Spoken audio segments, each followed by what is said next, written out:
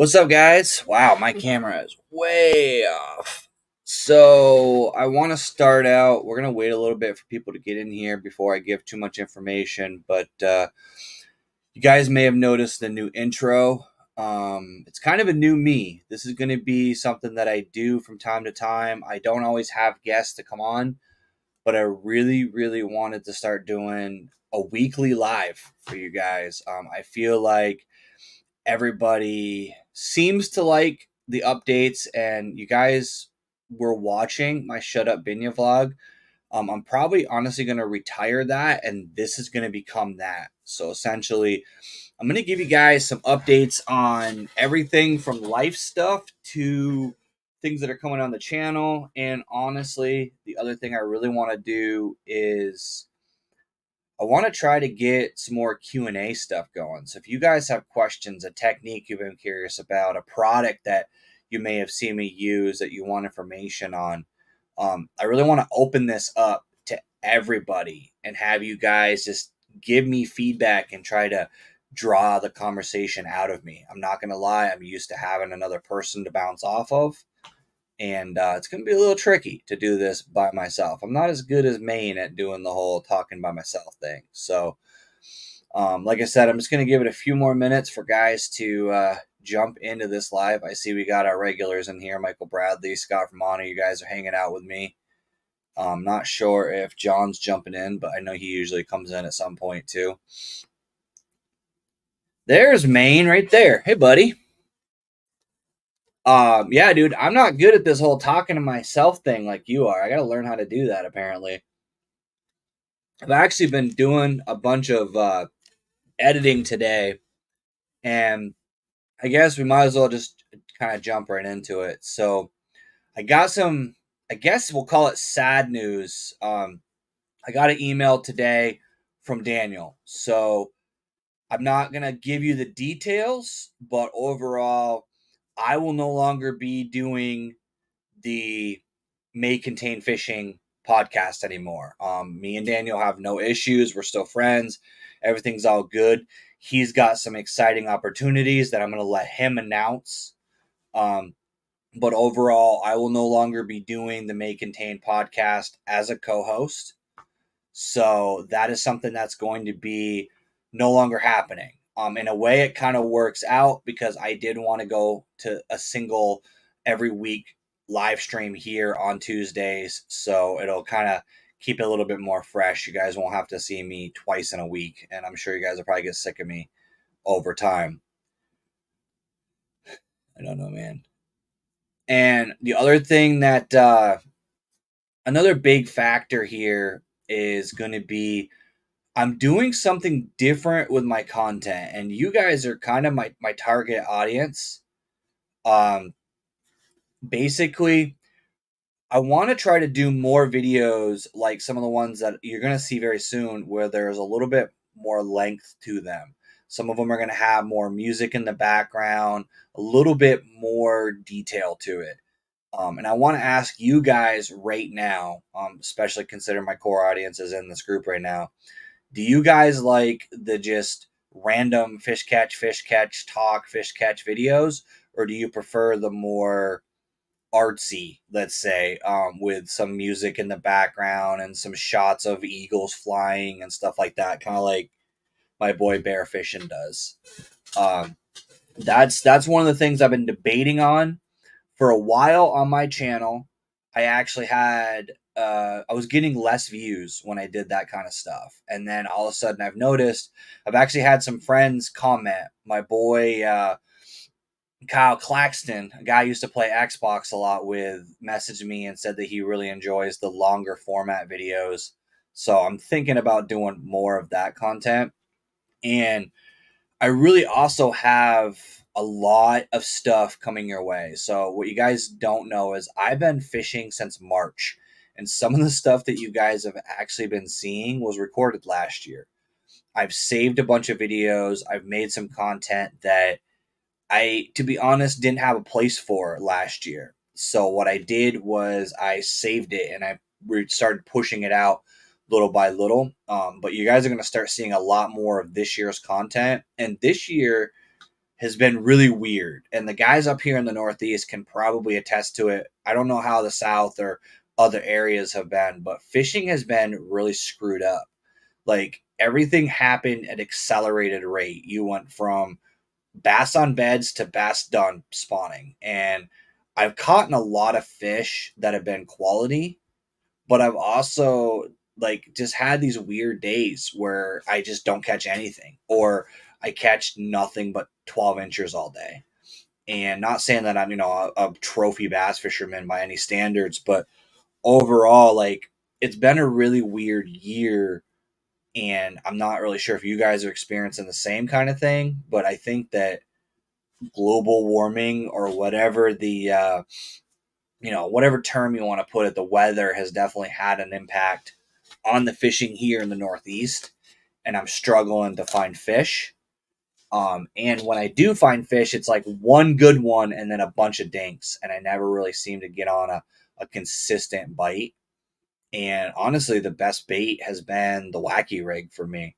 I know Maine talked about fishing rods in his live stream last night, and I kind of wanted to compound on that to say that the baits this year have really affected what rods I'm using because I've been using that medium moderate FX a lot trying to make a crankbait bite happen.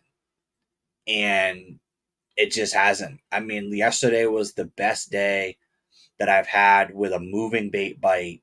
And that was actually not yesterday, it was Sunday. But it was like 4 fish and it was all little fish. So it's not really like moving baits haven't been working for me. Have you guys been having any success with any moving baits at all? Normally, like Kitech Easy Shiner, you guys that watch my channel, you know that that's like my bread and butter bait. I haven't caught a fish on that in 2 months.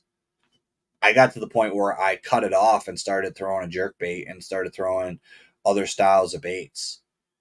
Um, my chatterbait bite was hot in like early May and then dropped right off. And I haven't had a single fish on it since. And swim jig, same thing. That was a bait that I was killing it on, and I'm not catching anything on. So let's see what Maine's saying. Scott, you're heading to get that tomorrow? Dude, that is awesome. We absolutely have to meet up at some point and take to the water and do a little fishing video. Dude, the Old Town, I will tell you, the Old Town is one of the best kayaks. We'll say best entry level kayaks. Like for a PDL, it is a rugged kayak. I will tell you right now, if it can take the abuse I have put it through, it's definitely worth the money. Now, that being said, someone who's a little bit bigger, someone who does tournaments and runs, 9 to 12 rods and all the crap that I carry with me, I outgrew it. And I'm definitely looking to go and look for. I'm thinking about going to a bigger brand. I'm not 100% committed on what brand. But the other thing that I'm having a problem with is my drive, where my drive fits into the kayak, actually leaks. So I'm getting wet consistently. And I'm trying to get a more dry kayak because I'm sick of having my feet be wet all day long. So let's see. Cranking, spinner bait, only too consistent. Yeah, and that's a thing, dude. So, Maine, and actually everybody in the chat, I have never caught a fish on a spinner bait. Not one freaking fish. Ever. I have tried it. I don't know if I'm not throwing it right.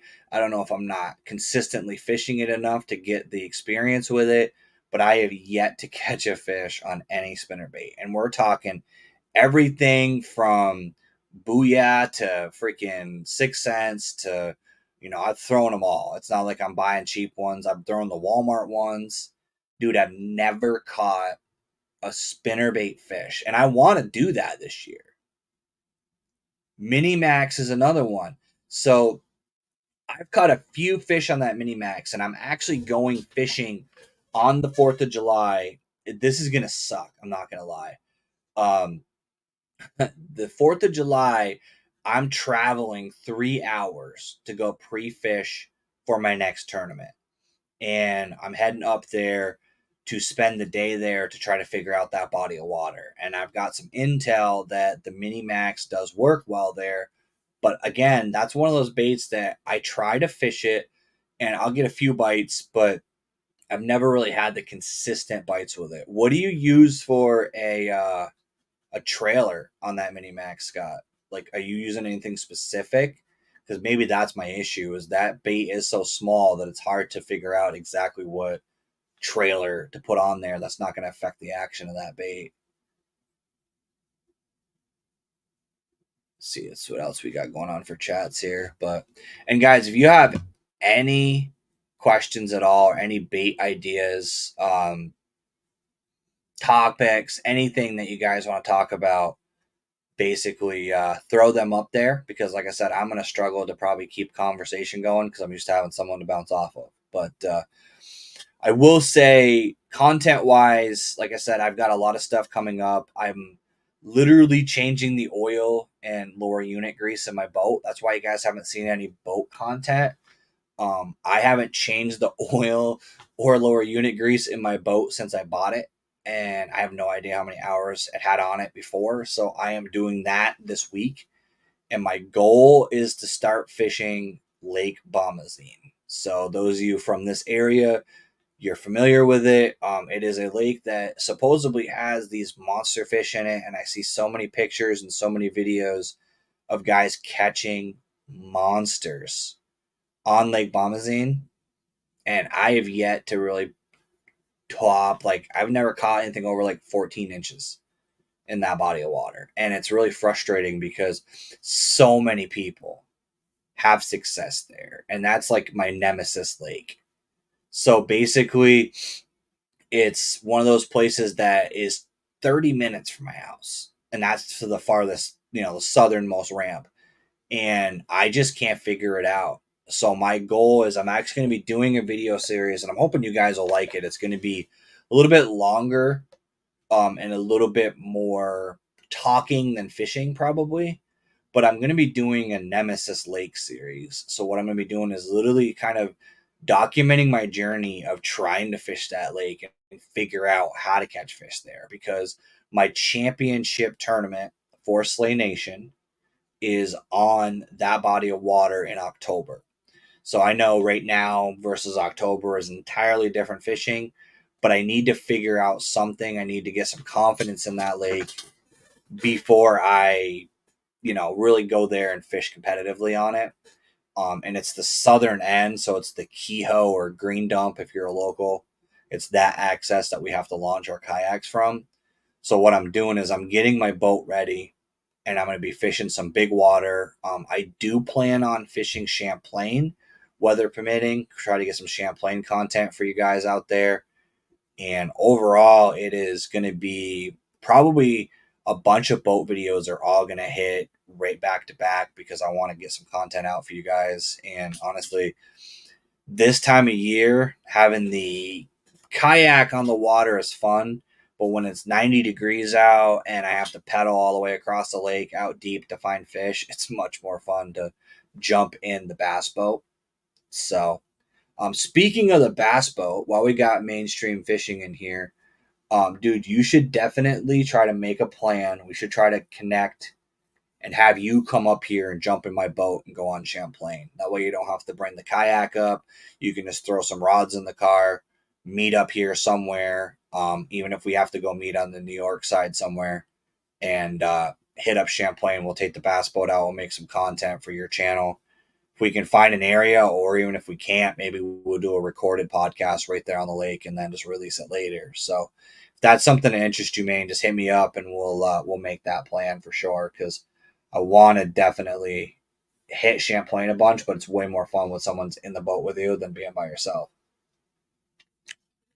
And honestly, let's be honest, from a content standpoint, you throw Champlain in a title, you're gonna get videos. You're gonna get views. So, yeah, dude, it's an 18-foot bass tracker. It's got plenty of room, seat in the back. You hang out, fish with me, hang out for the day, and I don't know how far of a drive that is for you. I know it's probably 4 or 5 hours minimum, but we can try to find, even if it's somewhere further south into the lake, so that you can have less of a drive. But we definitely want to try to make that happen. I did send out, not sure if John Wilson's in here or not, but I'm done with the giveaway stuff, guys. I tried it. No one really participated in it. So what I've decided to do is I'm gonna start just doing random giveaways during my lives, and I'm gonna give away products and stuff that I have. So I actually sent out some braid to John Wilson, so that will actually be to him on Saturday. So if he's not in here or he's watching this late, he'll probably be getting the surprise of seeing that coming in the mail. My boy Kent was the other winner. He actually purchased some stuff from Reaction Tackle, but I'm going to be seeing him at the tournament in a couple weeks, so I'm just going to give him the stuff directly. And then we're just going to cancel the giveaway for now. And what I'm going to do is I'm just going to do some like pop-up giveaways during the live streams just to kind of give you guys, something for coming and hanging out with me on this. Take him after the dude. So Scott, the thing is, it's funny is I've always fished the southern half of Champlain, and I need to go up north. And that's what I'm thinking, dude, is like if you can come up here, if you can get here, I can take you out. And the boat's gonna be the best way to hit Champlain because the kayak is such a risky. If you drive up here for 5 hours and then a storm kicks up, you wasted your whole day. So at least with the bass boat, if it gets a little bit rough, we can still kind of weather the storm, hit a bay or fish out of a different access. But we have a little bit more control over the weather with the bass boat than we would with your kayak, especially with your paddle kayak. Once you get a pedal drive, it'll be a little bit better. But yeah, dude, let me know. Hit me up. Other than the 14th of July, I'm pretty much open any day. I have actually I can't say that the 14th through the 20th because I'm camping. But and actually, let me ask you guys, for those of you like Scott Vermont or anybody up here, have you guys ever fished Lake Groton in Vermont at all? There's a campground that's on that lake. It's Stillwater Campground. I have a site booked for that from the 18th to the 20th, and I'm going to be up there camping for 4 days.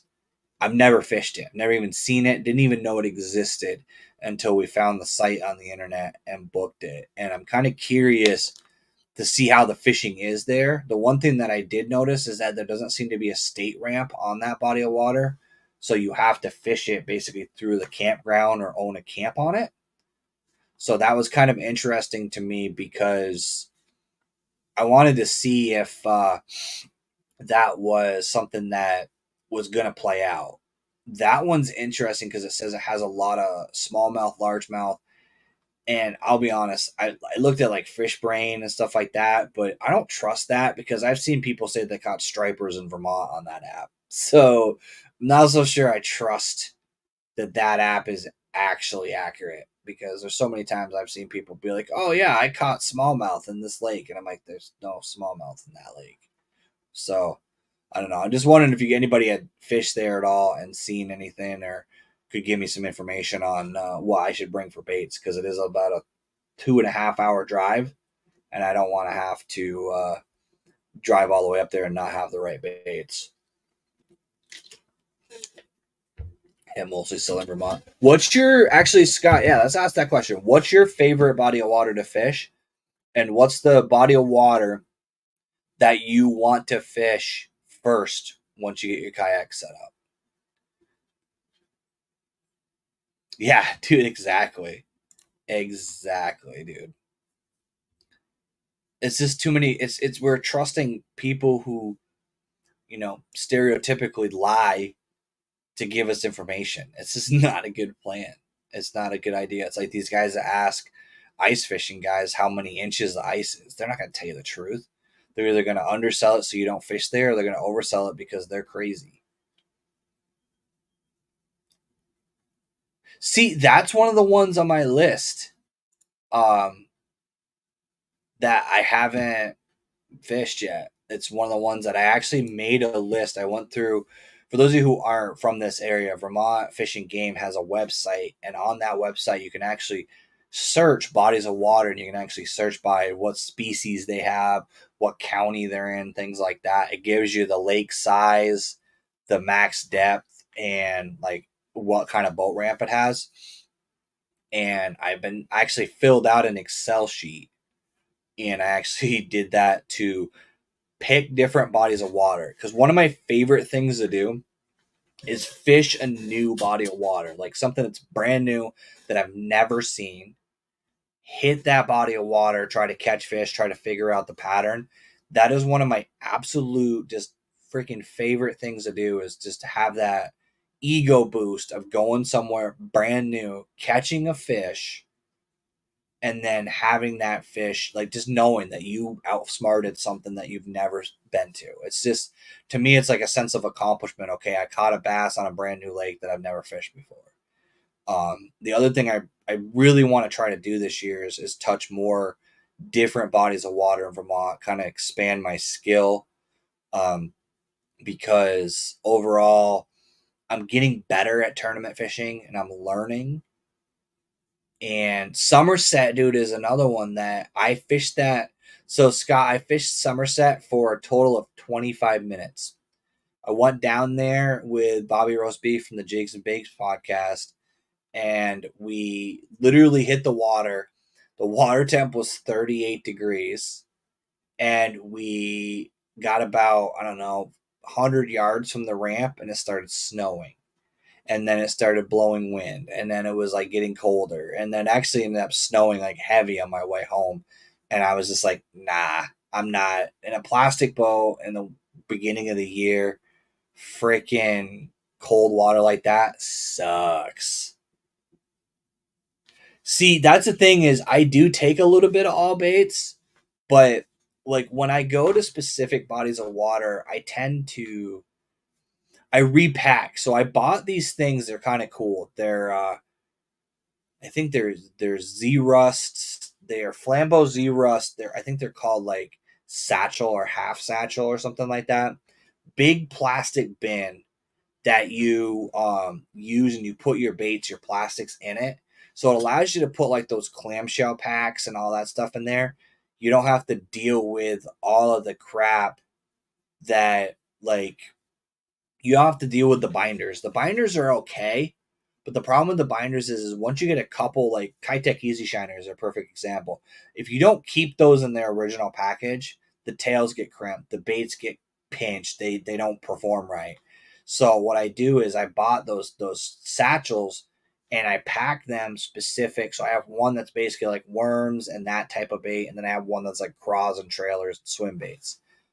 And I try to pack those plastics based on what I think is going to be in that body of water, because I am limited. And believe it or not, even though I know you guys watch my videos, I'm trying to downsize. I'm trying to reduce inventory. I'm trying to run less rods and run less baits and have more of a dialed in approach, because what happens when, especially with tournaments, is I end up like, I don't know how to explain it, but I spin out in the sense of, if I don't catch fish on those confidence baits early, I literally will start to take baits and just start running stuff that I shouldn't even be running, like that won't catch fish, or it's something that is a dumb idea. But because I have it, I tend to fish it. So I'm trying to reduce down all of the baits and all of the like selection, so that I do have to focus, because my ADHD kicks in, and I'm like, maybe a square bill. Okay, square bill didn't work. Maybe a swim jig. Okay, swim jig didn't work. Maybe a chatterbait. Okay, well, chatterbait didn't work. I'm going to go to a lipless. Okay, now I'm going to do a different square bill. And before I know it, like in a 45-minute window, I'm literally going through like 7 or 8 different styles of baits, and I don't have anything to show for other than just a bunch of retying. So I'm trying to like really pare down, find baits that I know consistently work at different bodies of water, and just carry those, and then have those experimental baits as backups, but not have 3 sorter boxes full of baits that don't ever work and have never worked for me. Hope you give me Jermaine on Champlain, dude. Yeah, so it's a thing. If Maine can get up here, dude, we're gonna go to Champlain. I mean, I'll figure out where to get them. I mean, I have enough information. I honestly don't fish Champlain a lot, which I know is sacrilege being from Vermont, but I don't fish Champlain a lot because I spend the first half of my year really focusing on my kayak because I'm usually tournament fishing. And I want to really practice the same way I would fish a tournament. And I guess that's a good topic is like when you're tournament fishing, if you've never done a kayak tournament, let's just do specifically kayak tournaments. If you've never done one, it's hard to tell someone who hasn't done one what it's like because it just increases the intensity in your brain and it makes you think about every move you make harder. And honestly, the other thing that comes into play, like for example, I'm going to be giving away a little bit of information and hopefully none of the guys I'm competing against in a week and a half or so listen to this, but the next body of water, for example, in my tournament trail, I think that body of water is going to be won by the guy who gets a good fish early. Because the body of water that my next tournament is at has like, it's like a 200-acre pond. And it is a body of water that is going to fish even smaller than that. So with 6 or 8 teams, so we have a bunch of like kayak teams. So I think there's like 3 or 4 of us that are actually a kayak team. So there's 6 people there, plus 4 or 5 guys in boats. You have a lot of baits that are going to be thrown at these guys that literally you don't turn this light down. It's like killing me. Um, you don't have the luxury of just going in a corner and working it. Like you can't just go finesse some cover because you're gonna have a merry-go-round of guys just working the shoreline. This place isn't super wide and it's not super deep. So you're going to get a couple of guys that are probably going to go out deep and use their forward facing sonar and try to drop shot. But the rest of them are going to be beating the bank right there with me. And I've got to find something sneaky. And that's actually why I'm going on the 4th of July is because I've got to get that bait selection. I've got to get those baits dialed in. I've got to figure out what is going to work, but also what's the sneaky bait. And Maine knows what I mean. There's always like you go to a tournament and everybody's got a Senko tied on. Everybody's got specific baits that they're going to go to and they're going to catch fish. And there's a difference between the 5 fish limit bait that you use and then the swing for the fences home run baits that you've got to pull out if you want to move up. So there's always like, I try early to just finesse, do a few little reaction style baits and just get 5 fish. I don't care if they're 5 12 inchers. I just want to have 5 on the board because I feel like that's at least my starting point. You get that pressure off of you. You don't feel so stressed out.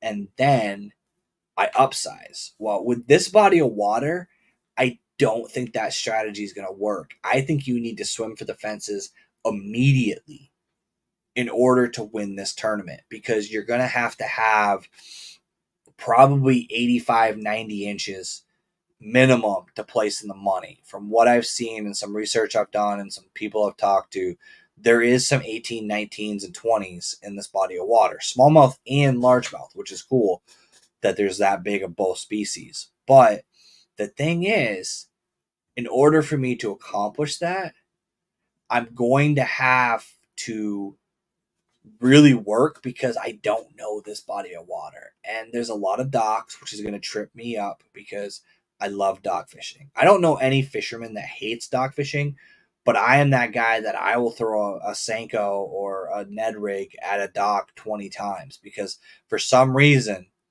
and it's just something weird about docks that you can throw a bait 10 times at a dock, get no bites, and then throw it at a different angle or throw it at a different post or throw it deeper or shallower or sometimes even out front of the dock.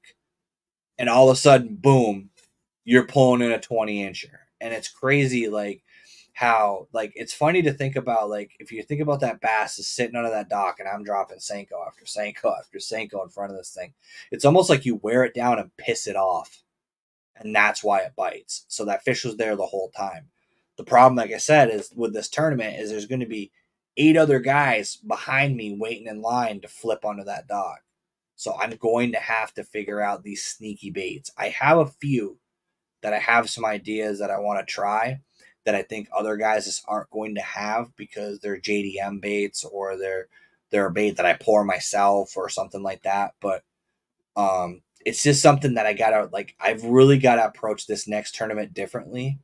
And I'll admit, like, I actually was editing the video today, and you guys will see that shortly. But the last tournament was rough for me because I had I had an illness called C19 that you guys are pretty familiar with, I'm sure. On top of the fact that I had all the things going on with my dog, I wasn't mentally in it, and it was a very stressful tournament. And honestly, the tournament before that, the Shelburne Pond tournament, that one, I I did good, and we had some good teamwork there, and we ended up pulling out a fourth place finish, which wasn't bad. But the fact is, that tournament I didn't do that well there either. So I've had 2 tournaments in a row that I didn't feel like I held my own, and I'm too hyper competitive for that. I don't perform well when I know that I didn't contribute the best effort. So this tournament is my redemption. So if you guys watch any tournament video this year, this next tournament, so tournament number 4, that's going to be the video to watch because I am freaking determined to put up a big bag. My goal is 100 inches. I want to hit the century mark at this tournament. Supposedly, the fish are there. You have to really work to find them, but supposedly there is a 100-inch bag there. I've talked to guys that have caught, consistent 19s, and then they'll show me 21s, 22s. So if there's 21s and 22s and a couple 19s, and you could get up to that century mark. So that's really my goal for that tournament. Am I going to hit that? I don't know, but I am going to grind my butt off Thursday. I'm probably going to fish it as long as I possibly can before all the man buns and American flag speedo show up and kick me out of there. But ultimately, I'm going to fish my butt off and really try to dial in like all these sneaky little bites so that I can try to get a big win, because not only do I need a win, but we need, I think, roughly 6 inches to get us up further in the AOY standings. And I'm trying not to give away too much because I know we've got videos coming out very soon that you guys will see how we did in the last tournament. But yeah, so if anybody has any tournament questions or content questions, we're going on 30 minutes now. To be honest, I can't believe I talked that long without, getting distracted. But let's see. Having a limit is damn near top 10. Yeah, and that is true, man. So the thing is, dude, so there is no top 10 in my trail because there's only 8 competitors. So officially there's 8 teams. So really, top 3 is the top 5 and 5th is the top 10.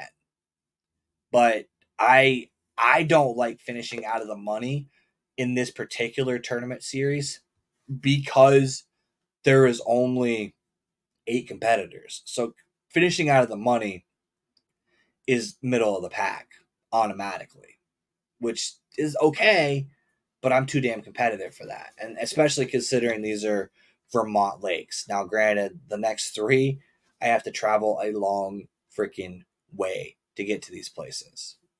But, that's okay. Let's see. Yeah, that would work too, Tim. But just catching up here. Sportsman's Connection makes. See, I didn't know about this. Makes books with that type of information, fishing map guides. Wasn't really aware of those at all. The problem up here is that there's not a lot of guides because even I'm guilty of it. Like if you guys watch any of my content, I don't tell you where I am, and there's a reason for that.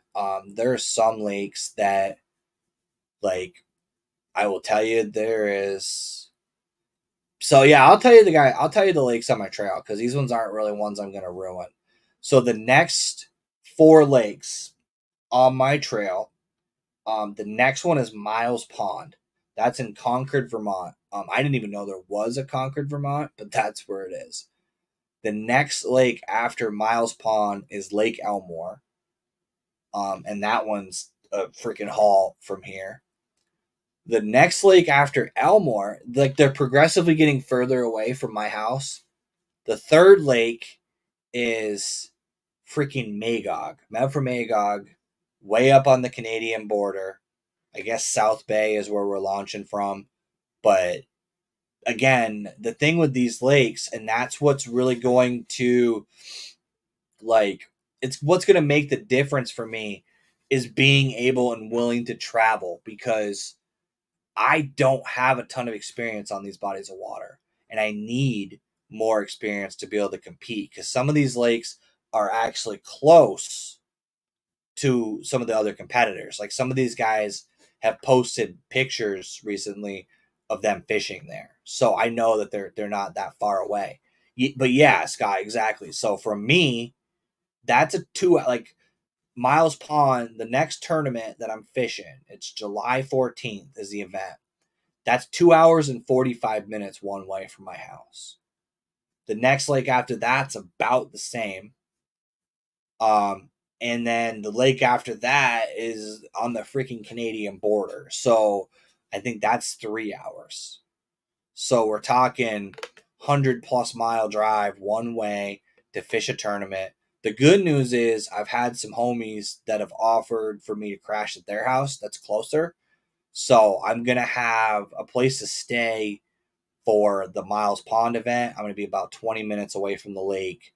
I'm going up Saturday. Ironically, I'm actually going up Saturday and fishing Elmore, practicing for the next tournament, and then me and Bear Fishing are meeting up to fish Elmore and practice it the day before the tournament at Miles, and then we're gonna go fish Miles, and then the Elmore tournament. I'm actually staying with my boy Kent.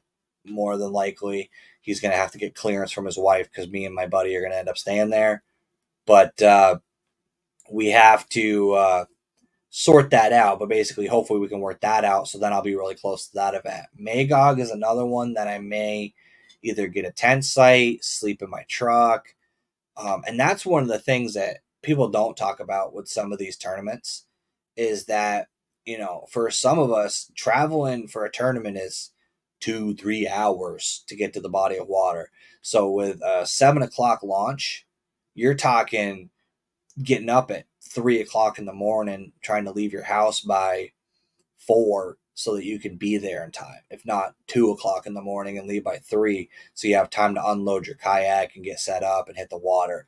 I personally, and it sucks, but I hate being anything under an hour early for a tournament. Actually, man, that's a good question for you.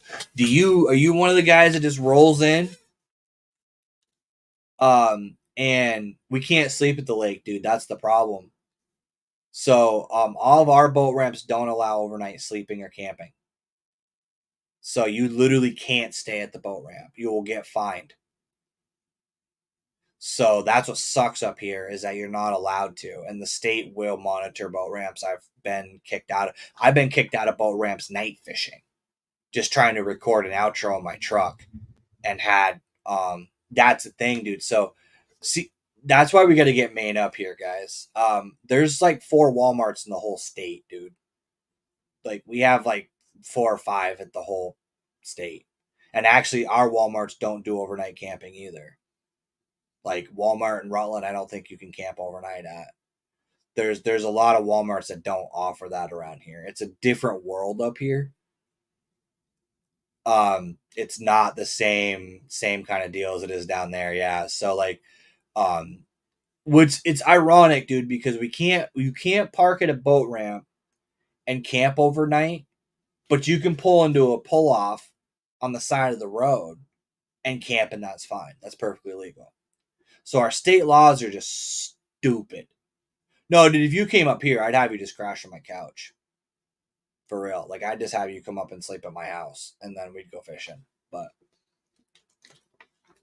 It's one of those like sleeping in the boat ramp thing. That's actually how I ended up getting the buddy's house that I'm staying at for the Miles tournament. Is I was asking him, a good place to like sneak in and camp, and he was like, "Why don't you just crash on my couch and then you don't have to worry about it?" So that actually worked out really, really well. But yeah, that's the thing that people don't talk about with these tournaments is that it's a lot of like mental before you even hit the ramp because I don't like getting to the ramp.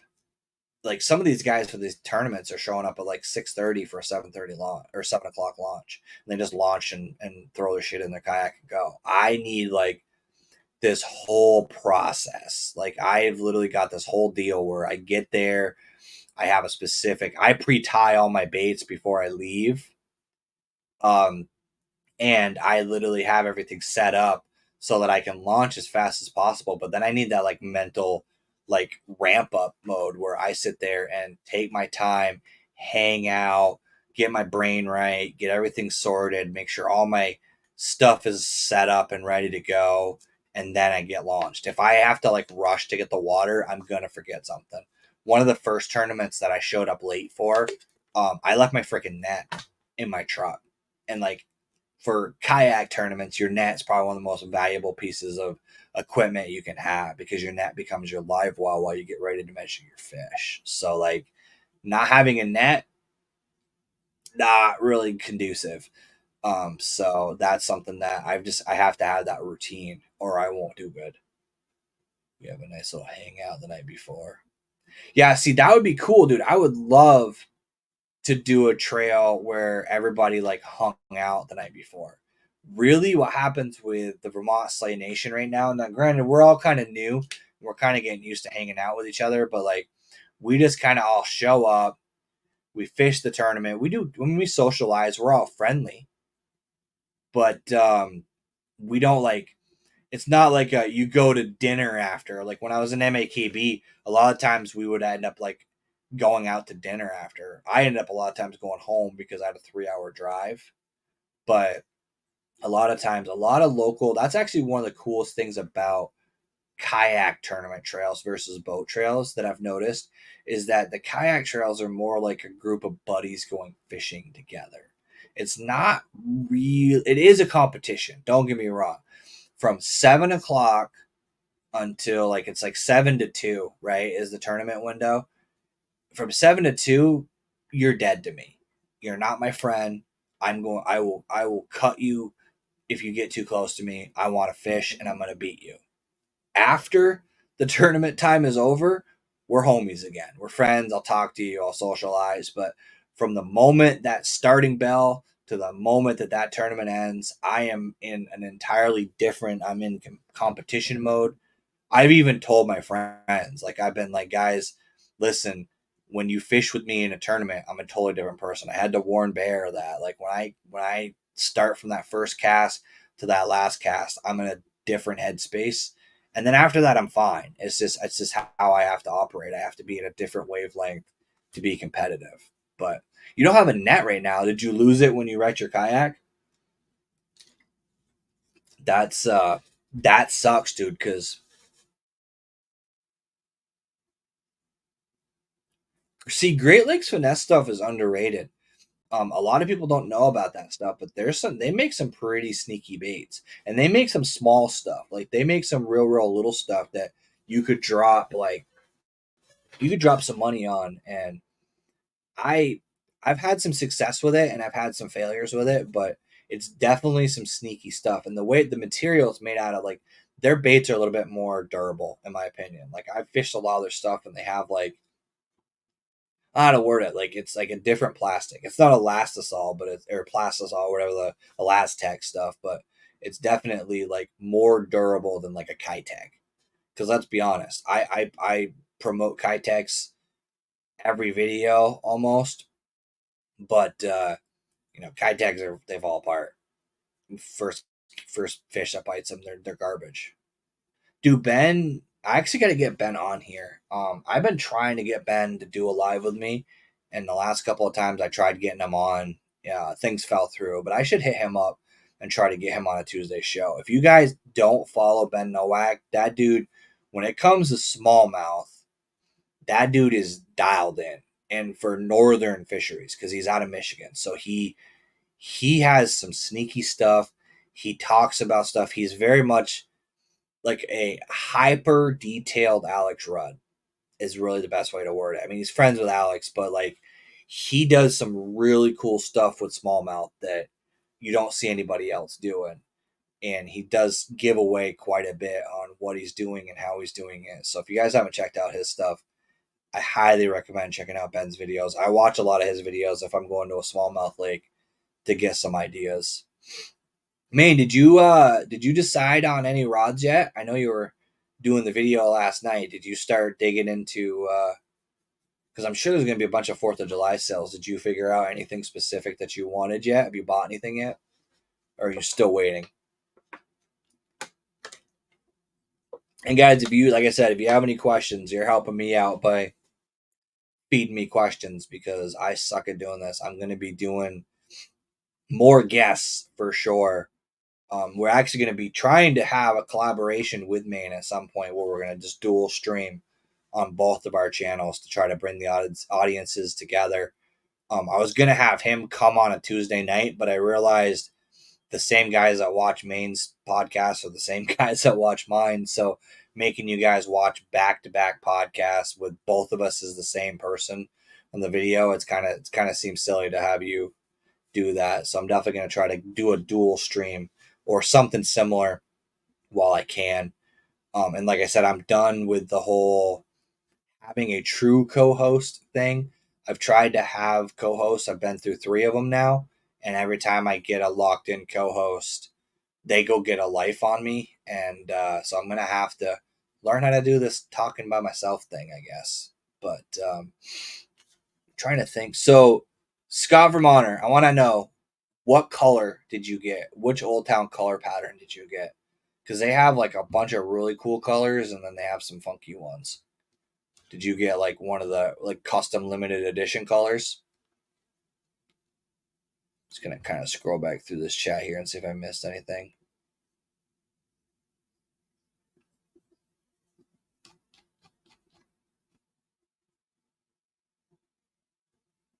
Dude, me and Maine, I agree. I think that us in a kayak, the blue one, okay, yeah. That blue's not bad though. One of the guys I fish against, um, one of the guys that I fish against has that blue. His is just a paddle, but that blue stands out. I will tell you I actually hate, and it's something that sounds funny, but like I hate kayaks that blend in. I hate the design of my kayak, the camo color, because at a distance you can't see my kayak. I know because my dad has the same color, and it's nuts because those bright colors are way better because you don't know how many times I've had freaking bass boats and jet skis and wake boats like come right at me, beelining, under power, planed out, heading right to me. And then you see them realize I'm there. Like I've got to start doing this crap so I don't get run over. So the brighter colored kayaks, like that blue one that they have, that Old Town, that's a good color because you can actually see it at a distance. So, Michael Bradley, we gotta hook up and fish too. You're like upstate New York, right? Like, what's a local lake to you? I'm trying to figure out, like, obviously don't need your address in chat, but I'm just kind of curious what's considered a local lake to you guys. And Maine next year, I want to try to do Cayuga. We should do a camping trip. Dude, Maine would lose his mind, I think, because I think the biggest thing I've learned from fishing different states is, and it's not to disparage any fish that you catch down there, it's just the fish are built different here. Like, I don't know how many times I've had people say, like, oh, that's not a 4 pounder, it's only 18 inches. And I'm like, dude, in Vermont, a lot of times the fish are short and fat. Like we get the football syndrome on our fish a lot. It's not uncommon for me to catch a 19-inch bass that's 5 pounds. It's just it's a thing there. And the Champlain bass are getting freaking fat. I don't know if the gobies have moved in and we just don't see them yet, or if they're just eating trout. But those freaking smallmouth and Champlain just chew and they get fat, and they're aggressive and they're just a fun fish to catch. I haven't caught a lot of them, and I haven't really spent as much time as I should on Champlain because mostly I get sick of trying to deal with storms. But that, yeah, and that's the thing. That is true. Like the northern strain, that's a thing. Like, our fish, they've used our fish as genetic material for other places that they're trying to grow bigger fish. But it's just a different breed of bass up here. And what's cool is like a lot of the fish that I catch around here, like a lot of the ponds I catch them in are places that people don't expect them to be. So like this Miles Pond place, like I said, I've got photo evidence from a buddy that's caught 19s and 20s in a 200-acre pond that mostly gets pontoon boat traffic and wreck boat traffic. Like it's not getting fished hard. It's one of those good old boy local lakes that only the locals fish. So I fish the Hudson. Most lakes in this area don't have a motorboat access. I'm about. Oh, so you're not that far from me, dude, because our south to Albany isn't bad. Dude, so Michael Bradley, do you striper fish? I'm assuming if you fish in the Hudson, you must do the striper run then.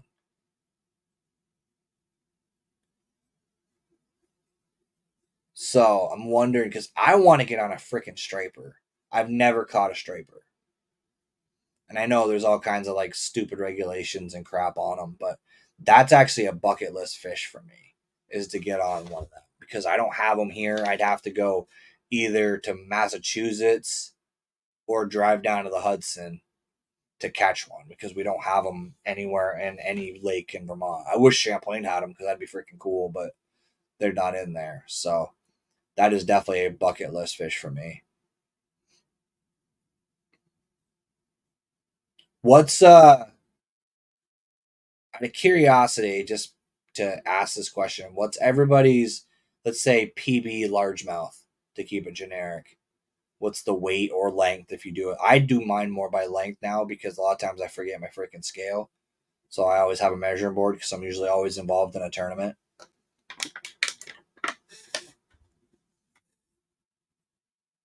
Just kind of curious what everybody's PVs are.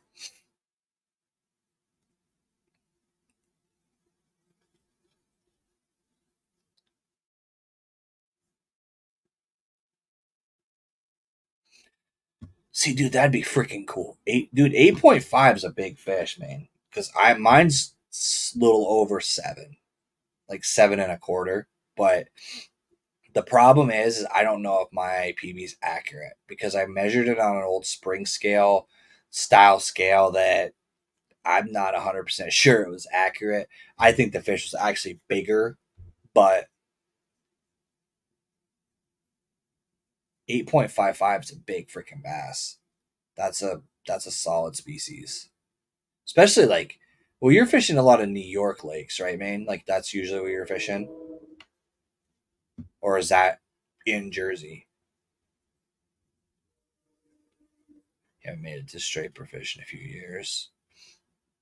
Yeah, dude, you should send me some photos of that. That's freaking cool, dude. I've never even gotten anything like that. I mean, 7 pounds.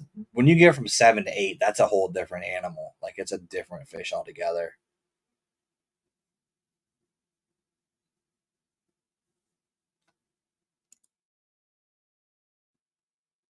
So smallmouth. I think my smallmouth PB is like 4.5, like almost 4.75. Again, it was on that stupid spring scale, so I don't really know 100% what the actual weight of it was.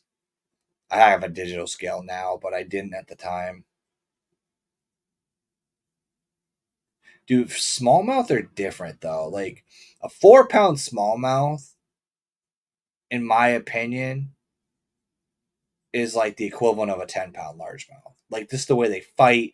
Smallmouth are harder to get in the boat than a kayak than like any largemouth because they turn into rocket ships. Like they think they're airplanes and they want to shamu on every like 5 seconds. Like some of the bigger smallmouth I catch, they seem to jump at least 3 times before I can get them in the boat. Whereas like the largemouth, the bigger ones will kind of do that wallow thing where they'll come up and they'll kind of just pop out, but they don't launch. The freaking smallmouth will come shooting out of there like they got shot out of a cannon, and you have to like stick your rod tip in the water to keep pressure on them.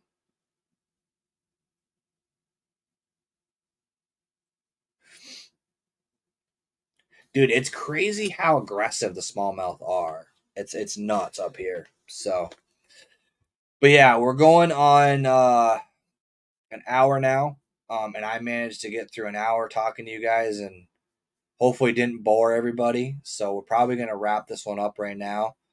But I want to thank you guys for hanging out with me. Like I said, this is a little bit different for me, a little bit of an experience trying to learn how to do this solo thing. I'm not going to lie, I'm going to try to avoid doing solo ones as much as I can because I feel like it's more entertaining if I have someone to bounce off of.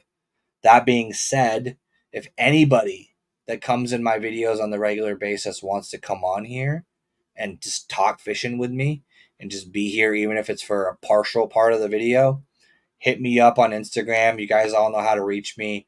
I'm more than happy to have anybody come on and just talk with me. I can always kick you out if you say something stupid. So if you guys are interested in coming on and just even if it's for 20 minutes, just to put your face on the screen, more than happy to invite you guys. I can send you a link. It's pretty straightforward.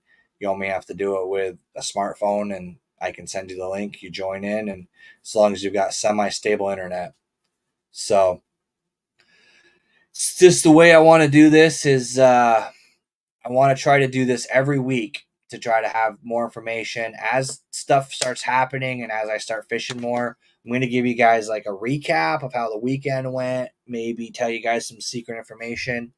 I may eventually start doing a like a kind of like what Maine does, where I have an exclusive group.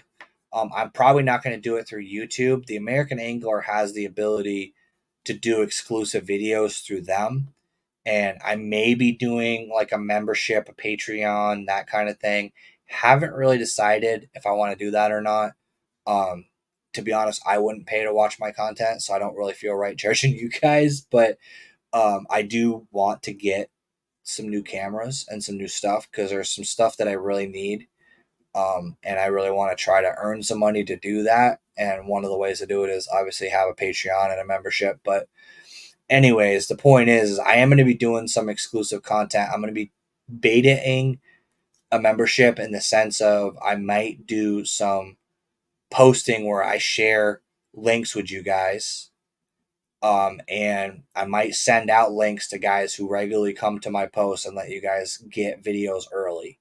So if you guys, the ones that consistently watch my channel, the guys who consistently come on here and come in my lives, if you're interested in getting like sneak previews on videos or seeing them early, let me know because I may start sending out some links to the videos ahead of time so you guys can watch them a little bit early, just because it's kind of a thank you to you guys that stick with me on every video and listen to me rant for an hour on the internet. Dude, yes, Scott Vermonter, hit me up. Instagram, Facebook, wherever you want to try to chat. I would love to get some information on the Southern Lakes. We're talking next year in Slay Nation about doing different lakes every year, and I have a feeling some of your lakes are going to be added. So I'm going to need some info, and I actually am planning on doing a bunch of content on different lakes that I've never fished, like Somerset is one of the examples. Um, and I want to try to make a bunch of content on those lakes. So I need some info. And if you get that kayak out there and start getting some exposure, you'll be able to give me all the goods and I won't have to do as much work to find them. So want to thank you guys again for watching this one. I really, really appreciate it. Check out my partners if you guys haven't already. They have some really good stuff. I do have, obviously links and codes and everything. Those will be in the show notes down below. And yeah, I will see you guys next week on Tuesday.